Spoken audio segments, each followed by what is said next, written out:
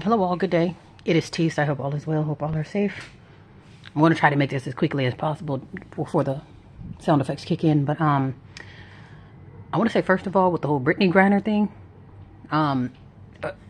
first I would like to say thank you to her. I mean, just because she will be the living sacrifice to hopefully or to open our eyes and you know, a lot of people may not, you know, get the hint, but or get the cue that okay, hey, you learn from this lady, because she is the living testimony and she is the living sacrifice. I only say that because some people are like, well, how can you say thank you? She just served 10 years, or she got sentenced to 10 years.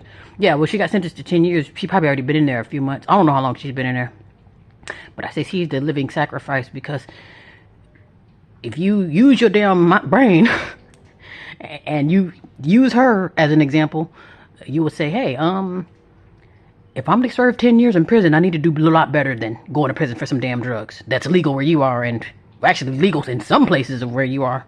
And Lord knows how they get down overseas, you know. So that's going to be rule number one. Rule number one, if you're going to go to prison for 10 plus years, make it a little bit better than 10 years of some damn weed. You know, she will be the sacrifice for that. So she's going to serve 10 years or so for some damn weed. Okay? Second example is, she is a Negro in America or in the world. By her being a Negro in the world is showing her how they feel about Negroes. So she says, hey, well, I'm a LGBT. I have a wife. I play for the NBA. Maybe she's famous. I mean, I never heard of her, but notice how she's in the WNBA. So she's an athlete, you know, I'm sure others know her. I mean, someone knows her. She's part of the LGBT community. They're pretty powerful. They're all in the schools, churches, and etc. Government agencies.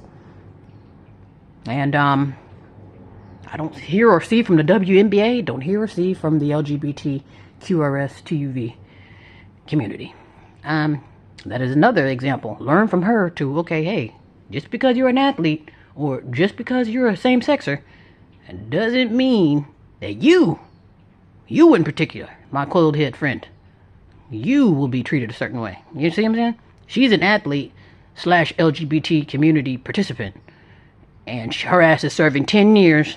Her sentence probably haven't even started. Well, maybe it started whenever she got sentenced. She's serving 10 years. Okay? And again, and I'm saying that this should be an eye-opener for her fellow nappy heads. You know, because we'll think, like I say, we'll think that, okay, well, I'm part of LGBT, or my husband is pink, or I work for the railroad, you know, but then you think that's going to save you, and it's not. Only you can save you, because like I say, you wait on the world and wait for Biden or wait for America, your ass will be rotting in prison for over 10 years. But anyway, I only say that to use her as a damn sacrifice. Whatever they make example out of her, you better take notes, because she's not no regular old Negro. She's on TV. And she's a part of the LGBT. So, do the math. And if we're just little shrimp or just the regular old citizens that want to do a crime overseas, that's another thing too. Know what the hell you are. Now, some people think that I can do this. Oh, I can do this in America. Oh, because my wife is pink or my husband is pink. Yeah, you can try it. Now, you end up on the tree, then that'll be nothing new too, because none of this is anything new. So like I say, when we tend to not learn from our mistakes or not learn from what the hell we just hear or heard. So that's why hopefully we can use this as the opportunity to learn. Tell her thank you, because one of us could have went out to Russia trying that, and we'll think like, oh, it's just weed. Come on, it's weed. It doesn't matter if she got arrested for chewing gum. If they say no chewing gum, you might want to take heed, unless you want to be serving 10 plus. Okay, but anyway. Yeah, so what have we learned? We learned that LGBT ain't shit, which I've already explained that. America ain't shit, of course. Overseas, you can't really blame them, because like I say, they have rules. You get some people, you get your damn head cut off for wearing a tank top, or you get your head cut off for speaking or spitting on the ground. Okay, that's their damn rules. And you'll think they go, oh, you should go come to America thinking that you're free, and then they'll show you how free you are in America and overseas. So let's see what we've learned. So we've learned that when you're a Negro here, there, everywhere. And you do not get the same privileges as what is it, Brett Favre, or I think cause someone else, I think it was Dr. Umar, he made the example. He's like, well, what if, whoever that famous football player is, what if he were to get arrested? I probably should have had his name. My mind goes so blank, but so the famous football player, you know, if we would get arrested overseas, would you just be sitting there dormant? Like, no, they probably wouldn't. They probably would have get him out right away. But that's the thing, though. You are not Brett Favre. You're not Tony Hawk. You're a Negro in America who happened to go overseas with some damn weed. You know, so it's kind of like we always want to try that whole,